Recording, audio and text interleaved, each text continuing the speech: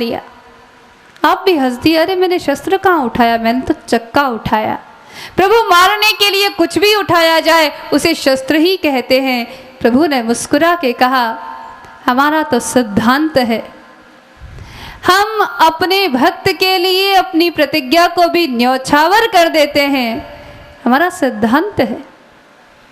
प्रबल प्रेम के पाले पढ़कर प्रभु को नियम बदलते देखा, अपना मान टले टल जाए, भक्त का मान न टलते देखा। भीष्म पितामह की प्रतिज्ञा की रक्षा करने के लिए भगवान ने अपने वचन को, अपनी प्रतिज्ञा को न्यौछावर कर दिया। सत्य संकल्प है प्रभु, लेकिन सत्य को छोड़ दिया। ये भक्त के ऊपर भगवान का प्रेम है।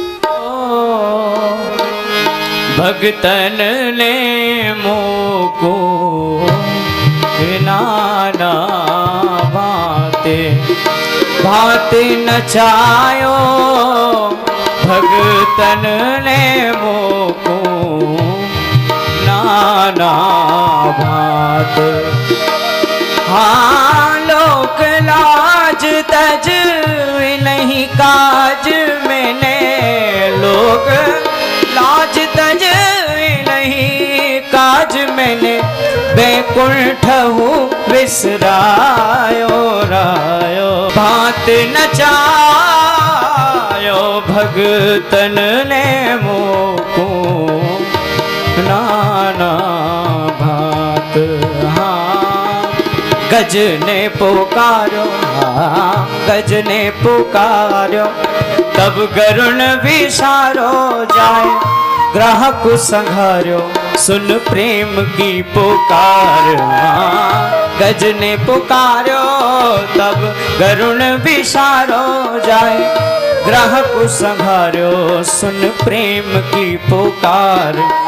जब द्रौपदी विचारी बोली आवो गिरधारी, जब द्रौपदी विचारी बोली आवो गिरधारी, मोहे आस है तिहारी और जाऊं काके द्वार, मोहे आस है तिहारी और जाऊं काके द्वार।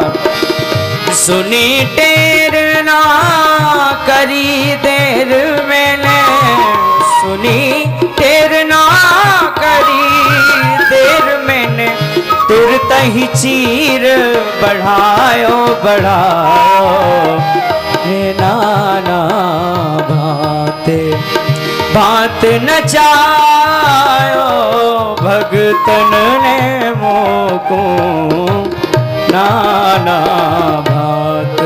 हाँ नरसी भगत काजे सावरिया सेठ बने, भात पहरायो लाज राखी जन के। हाँ नरसी भगत काज में सावरिया सेठ बनो, भात पहरायो लाज राखी जन की। प्रहलाद ने पुकारो नरसिंह रूप धारो, प्रहलाद ने पुकारो नरसिंह रूप धारो, प्रहलाद ने पुकारो नरसिंह रूप धारो। हिरण्यकश्यप विदार्यो सुध भूलो तन की, हिरण्यकश्यप विदार्यो सुध भूलो तन की। ये छोड़ मिठाई दुर्योधन की, छोड़ मिठाई दुर्योधन की, ये साग विदुर घर खायो खायो, रे नाना भांत भांत नचायो, भगतन ने मोको नाना भांत। हाँ शस्त्र में उठाऊं कहूँ, शस्त्र में उठाऊं, रण छोड़ भग जाऊं, अपनी प्रतिज्ञा भुलाऊं, कहूँ भीख मांगू जाए, कहूँ शस्त्र में उठाऊं, रण छोड़ भग जाऊं, अपनी प्रतिज्ञा भुलाऊं, कहूँ भीख मांगू जाए। भीष्म ब्राह्मण को धार जाए, पहुँचो बलिदार, भेष बामन को धार जाए पहुँचो बलि द्वार, भेष ब्राह्मण को धार जाए पहुँचो बलि द्वार।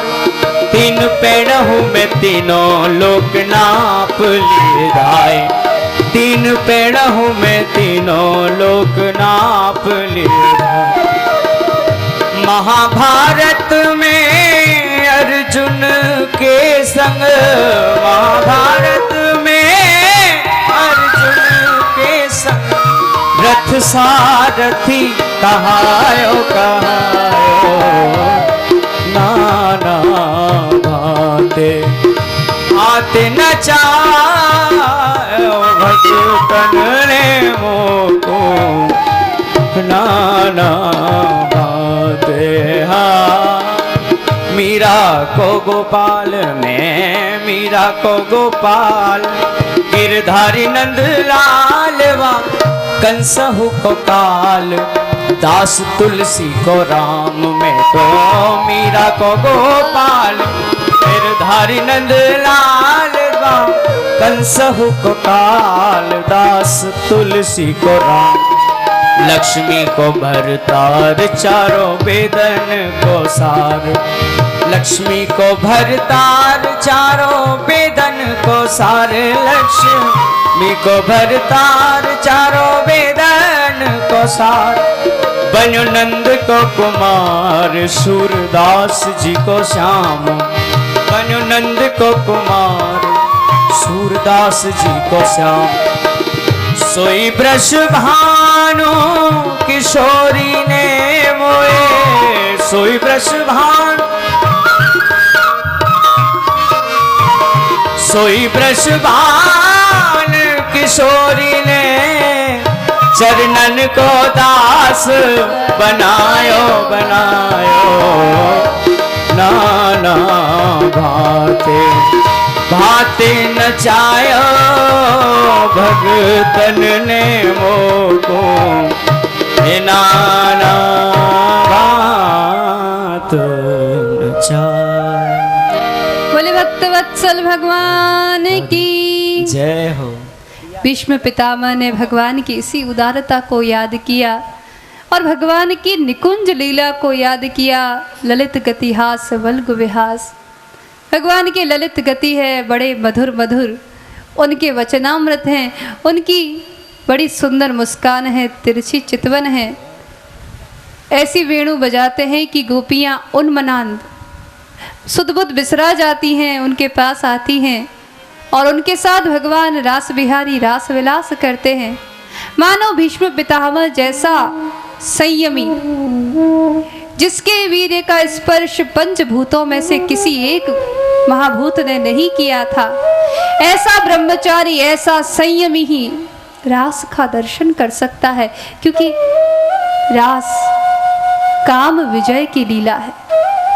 काम का जिसे संस्पर्श भी प्राप्त नहीं हुआ है, निष्काम प्रेमी ब्रह्मचारी संयमी ही रास का दर्शन कर सकता है। अंत में निकुंज का स्मरण करते हुए, रास बिहारी का स्मरण करते हुए भीष्म पितामह सखी रूप में रास में ही प्रवेश पा गए। प्रेमी की यही गति होती है। निकुंज प्रासाद में उसे निवास मिलता है, सखी का शरीर मिलता है। प्रेमियों की, रसिकों की मुक्ति का नाम यही है। भीष्म पितामह को निर्वाण प्राप्त हुआ। भगवान द्वारिका प्रयाण कर गए। परीक्षित जी का जन्म हुआ, उनका जात कर्म संस्कार हुआ। अर्जुन भगवान का पता लगाने के लिए गए थे, 7 महीनों तक लौट कर नहीं आए। इसी बीच विदुर जी का आगमन हुआ और विदुर जी की कृपा से धृतराष्ट्र और गांधारी, जो वास्तव में मुक्ति चाहते नहीं थे, लेकिन विदुर जी ने जबरदस्ती उनको संसार के बंधनों से छुड़वाया। इधर युधिष्ठिर जी और भीम अपशकुनों को देखकर व्यथित थे। उसी समय अर्जुन ने आकर उन्हें समाचार दिया कि भगवान अपने संपूर्ण वंश के साथ यदुवंश का संहार करके निजलोक में प्रयाण कर गए हैं, लीला संवरण कर गए हैं। तब पांडवों ने अपनी राजगादी परीक्षित जी को प्रदान की और उन्होंने भी भगवान का अनुगमन करते हुए स्वर्गारोहण किया। भगवान चले गए हैं ये सुनते ही जैसे दशरथ जी भगवान के वियोग में नहीं जी पाए, कुंती जी ने भी वैसे ही प्राणों का त्याग किया। द्रौपदी जी ने सबसे पहले प्राणों का विसर्जन किया और एक एक करके समस्त पांडव स्वर्गारोहण करते चले गए। धर्मराज युधिष्ठिर सशरीर स्वर्ग गए, अपनी संयमनी पुरी में गए। परीक्षित जी ने राज्य संभाला, उत्तर तनया इरावती के साथ विवाह किया और संपूर्ण भूमंडल की यात्रा की। दिग्विजय के प्रसंग में उन्होंने अपने पुरखों की कीर्ति का गान सुना और उन्होंने एक विचित्र दृश्य देखा। एक जगह पर उन्होंने देखा कि एक बूढ़ी गाय है और एक बैल है जिसकी केवल एक ही टांग है। ये धर्म और धरती के प्रतीक थे और एक शूद्र राजा इनको सता रहा था। गाय का प्रताड़न, गाय का कष्ट कोई भी धार्मिक राजा सहन नहीं कर सकता। परीक्षित परम भागवत राजा थे, गाय को सता रहा है, बैल को सता रहा है। तुरंत परीक्षित जी ने अपना बाण निकाल लिया, शरसंधान किया और उससे कहा, मैं तुझे जीवित नहीं छोड़ूंगा। अवसर देखकर वह शूद्र राजा भी उनके चरणों में गिर पड़ा। राजन, मैं आपकी शरणागत हूँ, मैं आपकी शरण ग्रहण करता हूँ। आप तो शरणागत वत्सल हैं। अब राजा का धर्म होता है जो शरण में आए उसकी रक्षा करे। तो परीक्षित जी ने पूछा कि तुम कौन हो और तुम उनको क्यों सता रहे हो? उसने कहा, मैं कलयुग, भगवान के लीला संवरण के बाद अब मेरा आना तय था। मैं काल हूं, क्लेश का युग कलयुग। इस समय मेरी बारी है, मैं अपनी बारी से आया हूं। परीक्षित जी ने कहा, ठीक है, तुम अपनी बारी से आए हो, लेकिन मेरे राज्य में तुम नहीं रहोगे, तुम मेरा राज्य छोड़कर चले जाओ। कलयुग ने कहा, जी, सारी पृथ्वी पर आपका साम्राज्य है, सप्तद्वीपवती पृथ्वी के आप चक्रवर्ती सम्राट है, ऐसी कौन सी जगह है जहां आपका राज्य न हो? इसलिए कोई जगह ही नहीं बची। परीक्षित जी ने कहा, मैं तुम्हें शरण तो दूं, लेकिन जरा अपने गुण और दोषों का तो विवेचन दो। तो कलयुग ने कहा, दोष तो इतने हैं कि यदि उनकी गिनती करने बैठा तो एक पूरा बड़ा सा पोथ तैयार हो जाएगा, फिर भी उनका पारावार नहीं आएगा। इसलिए दोषों की चर्चा तो करने का लाभ नहीं, लेकिन मेरा एक गुण ऐसा है जिसको सुन लीजिए तो शायद आप मुझ पर कृपा कर सके। परीक्षित जी ने कहा, चलो एक गुण ही सही बता दो। कलयुग ने कहा, सतयुग में बहुत तपस्या करने पर भगवान की प्राप्ति होती है, त्रेता में बड़े बड़े यज्ञ अनुष्ठान करने पर भगवान मिलते हैं, द्वापर में तरह तरह की पूजाएं करने पर भगवान मिलते हैं, लेकिन कलयुग केवल नाम आधारा, सुमिर सुमिर नर उतरे ही पारा। मेरे समय में आपको न व्रत करने की आवश्यकता है, न तप, न यज्ञ, न पूजा। केवल भगवान नाम की सहायता से इस दुस्तर संसार को कोई भी व्यक्ति, किसी जाति का हो, किसी वर्ण का हो, स्त्री हो, पुरुष हो, नाम का आश्रय ले लेगा तो संसार से पार हो जाएगा। मेरे युग में भगवान को प्राप्त करना ज्यादा सरल है। ये बात सुनकर परीक्षित जी प्रसन्न हो गए। ये तो तेरा सबसे बड़ा और बढ़िया गुण है। कलयुग ने कहा, मेरे समय में बड़े बड़े भक्त होंगे, कलो खलु भविष्यन्ति नारायण परायण।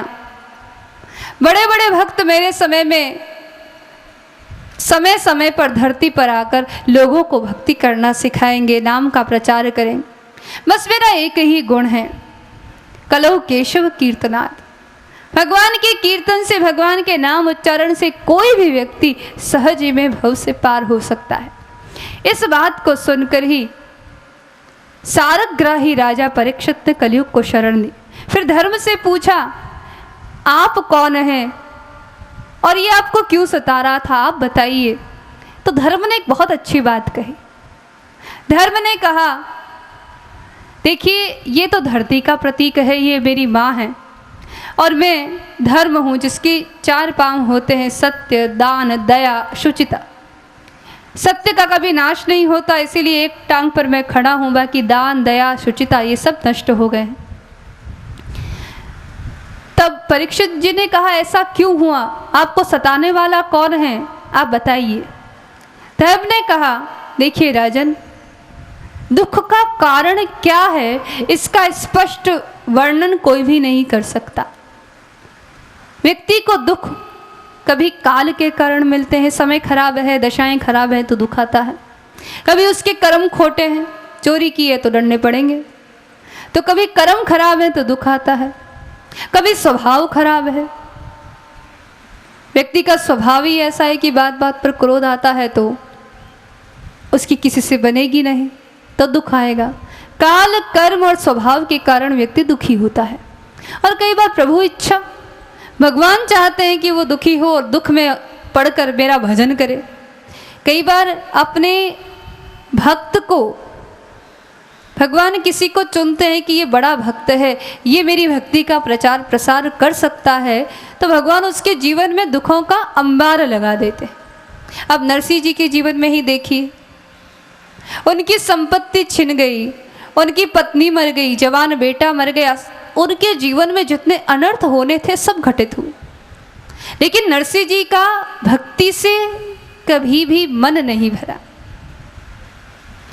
भक्तों के जीवन में कष्ट प्रभु इच्छा से ही आते हैं, ताकि लोगों को ये शिक्षा मिले कि देखो इनके जीवन को देखो, इनके जीवन पर कदम कदम पर कांटे हैं, लेकिन ये एक क्षण के लिए विचलित नहीं होते, उसी मस्ती से राम नाम लेते हैं। गोस्वामी जी के जीवन को देखिए। गोस्वामी तुलसीदास जी का बाल्यकाल इतने कष्टों में बीता, पैदा होते ही पिताजी ने मुख दर्शन नहीं किया, ये तो कोई भूत प्रेत होगा, 32 दांतों के साथ पैदा हुआ है। माँ ने मुख दर्शन नहीं किया, माँ ने अपना दूध नहीं पिलाया, चुनिया नाम की एक अपने गांव की सेविका को दे दिया, इसको बचाओ वरना इसके पिता मार डालेंगे, और माँ हुलसी देवी उनका प्राणांत हो गया। चुनिया लेकर गई तो उसके घर में भी किसी ने इस बालक का आदर सत्कार नहीं किया, बड़ी मुश्किल से कुछ खाने को देती थी। 5 साल की अवस्था में वह चुनिया भी दुनिया छोड़कर चली गई। 5 साल के गोस्वामी जी को दर दर भटकना पड़ता था, खाने के लिए टुकड़ा नहीं मिलता था। खुद पार्वती जी आकर उनको खीर खिलाती और शंकर जी की कृपा से नरहरिदास उनको लेकर गए। इतने अभावों में, इतने कष्टों में उनका जीवन बीता, तभी तो रामचरितमानस लिख पाए। कई बार भक्तों के जीवन में कष्ट प्रभु इच्छा से आते हैं, इसीलिए धर्म ने कहा मैं कष्ट का कारण किसे बताऊं, न जाने काल कारण है कि स्वभाव कारण है कि कर्म कारण है कि प्रभु इच्छा कारण। परीक्षित जी ने कहा दिख रहा है ये शूद्र, ये कलयुग तुम्हें दुखी कर रहा है। धर्म ने कहा नहीं, हम यदि किसी के कर्म की शिकायत करते हैं, हम किसी की निंदा करते हैं, तो निंदा करने वाला भी पाप का भागी होता है। हम किसी की भी निंदा करते हैं, ये गलत है, ये सही है, आप राजा हो, आपको दिख रहा है तो आप न्याय करो।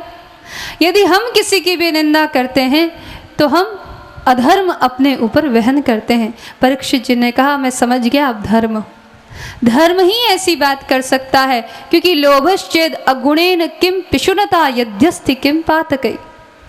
यदि आपके भीतर लोभ है तो फिर दूसरे दुर्गुणों की आवश्यकता नहीं, और चुगलखोरी अथवा निंदा का गुण आपके भीतर है तो अन्य पापों की जरूरत नहीं है। एक महापाप ही आपको पापों के समूह से भर देगा। निंदा बहुत बड़ा अपराध है, 10 नामापराध में सबसे पहला अपराध है। निंदा करने वाले को नाम जप का फल ही नहीं मिलता। धर्म ने ये शिक्षा दी